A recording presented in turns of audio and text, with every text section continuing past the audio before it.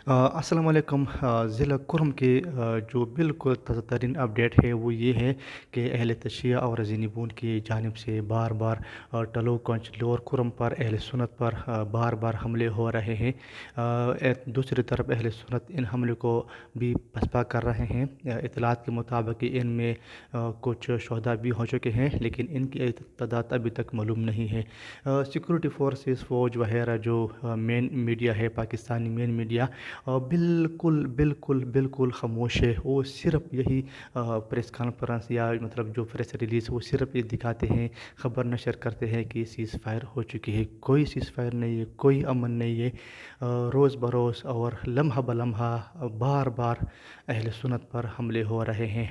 Media जो है, Pakistani media, वो बिल्कुल खामोश तमाशाई बनी बैठी हुई है।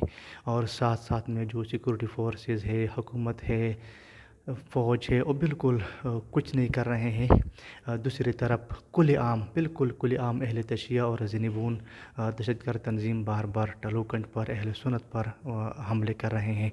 और दूसरी तरफ अहल सुन्नत इन हमलों को पसपा कर रहे हैं। लेकिन ताहाल शदीद लड़ाई जारी है टलोकंज के इलाके में। सिक्योरिटी फोर्सेस और साथ में फ़ौज वगैरह बिल्कुल बिल्कुल कुछ नहीं कर रहे हैं और बिल्कुल खामोश बैठे हैं।